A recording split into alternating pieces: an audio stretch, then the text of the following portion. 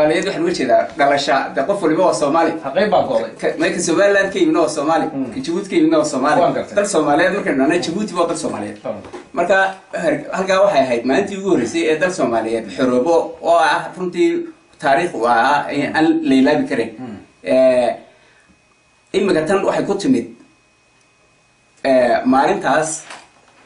distoorka imika lagu qoray waxay u baahan tahay imika haddii la doonayo in la bedelo haddii la doonayo in la bedelo waxa waa la bedeli karaa xeerkayga lagu bedeli karaa laakiin 26 June imikana waan xusnaa maalin la ilaabi karana maaha waayo gumaysigii ka weynaayay Ingiriiska ayaynu kicinay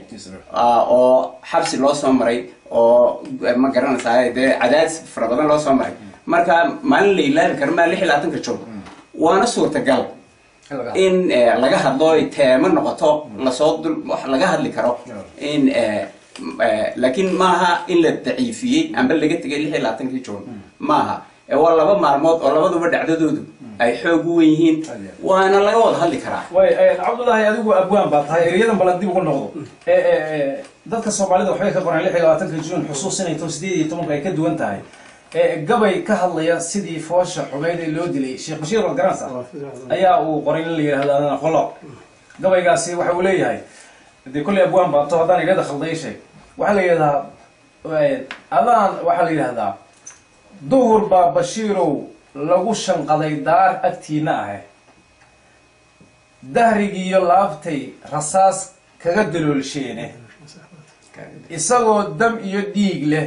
oo mara ku duuban dadkii uu nibcaa iyo kufri daawash baa naanays lahaa marka naanaystiisu waa la yaqaano dee dadka oo dhan bay soo taageen naanaystiisa marka la sheego magaciisa caadiga ah marka la sheegana cidi garan mayso dabeetana nin baa u yeedho ugu yeedhay magaciisii wanaagsanaa 26 June oo kale ka soo qaad ayuu ugu yeedhay wuxuu yidhi war kaasi wax ma tare kii kale igu yeedhay marka wuxuu uga jeedaa 26 waxbaanay dadku ka arag oo aanay ma garanaysaa wax waraagahoo fara badan oo xorri calanaynu qaadanay ka badan ilaa intaa in ka badan bay dawladii wixii laga sugay marka sida Cabdullaahi ba sheegayo waxay noqotay imika ninka labadiisa magac kala dooranay ayay noqoto wariyani inooga ekaan sidii tii hore bal hadda mid cusub aynu ku eegno maalin cusub marka laga hadlo xukuumadii Somaliland dhowr bay ahayd kadib 91kii waxaan runtii aad farxad u leh ummadda Soomaaliyeed meel kastoo ay joogto iyo caalamka intiisa kalena ay u riyaaqeen doorashadii Sirayaan ogeyn dhacday la soo dhaafay sanadkii hore mid waxa ahayd runtii dadka shaki gelisay in Somaliland ay tahay meel la sii deyn karo cageeda ku saagarta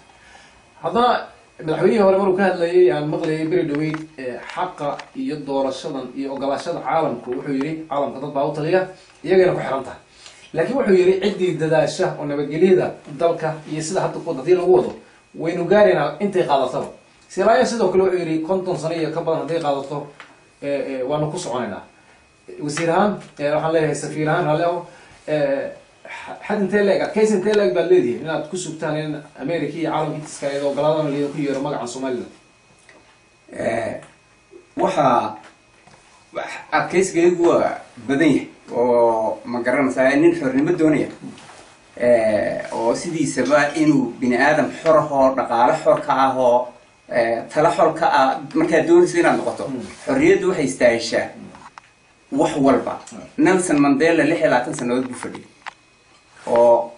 xornimo doonay 26 gud madow ku jiray marka misalna waxyaabo badan oo adduunka ka soo maray waxa weey waa loo adkeysan karaa intay doontaba qaatay in kastoo anigu qabo in aanay imika marka saadaasha xisaabiso ee aad xisaabiso sida habboon ee Somaliland madaxdeeda iyo dadkoodu u socdaan ee u fikirayaan ee ah inay ka durkaan dagaal inay ka durkaan inay nabadda xoojiyaan inay wada hadalka xoojiyaan oo wax kasto isku qabtaan la isku dayo in ay noqoto gacanta u dambeysay la iman karta iyo dhismaha diasporaha Somaliland committed ku yihiin inay wadankooga dhisaan waa hadii malaha Brian dambe ma tagi marmanaya laakiin hadda tagi lahayd dalkii waxaad garan lahayd waxa lacag meesha la geliyay lacagtaasna misalan diasporaha ka timaada badankeed dhismaha muuqanaya faraha badan marka waa commitment national ahoo xorriyadoona marka dagaalka qofka xornimadoonkii wuxuu ku qancaa un inuu xorriyaddii helo bal aan u galo cabdullaahi saleebaan oo isna iga soo horjeedo markaa aan filayo inuu isugayay su-aasheedu waxay tahay adigaan ku weydiinayo 20 sano ba xaflada ligay Soomaaliland lagu dabaaldegay inaad ka wada qayb qaadato kulli 20 sano ka wada qayb qaatay tii ugu dambeysay halka Norway aan deganahay waa ka qayb qaadatay haddaba waxaanu haynaa aragtida dad badan oo shacab Soomaaliya waan la kulanay magaaladan ku wareegnay Samadoon Radio waxaanu weydiinay fikradda aragtida dadka shacabka ee dalkan degan xafladii baanu ka qayb galnay bal aragtidooda sidee u kala duwan tahay iyo fikradda ay ka qabtaan Soomaaliland gooni isu taageeda in la helo in la waayo bal qaar kamid aan dhageysano markaa aragtida dadweynaha ku nool dalka Norway khaasatan magaalada Oslo xafladii ka qayb galay وكان الله كلمين هو يشوف مجالنا بيقولوا هذا لوجي قالوا أحمد عود بنقول في حفلة سوماليا لكن يقولوا هذا لو قلت له لو خد حيث بتمها مجالنا وصلوا أحمد يا وحكوي دي حفلة سوماليا يشوفوا كميات جو وحضر السؤال أولي يوم حيكون سبعين هاي لما تقولوا دي سوماليا يسلوا وركي يسلع ويهجرين كي تعاون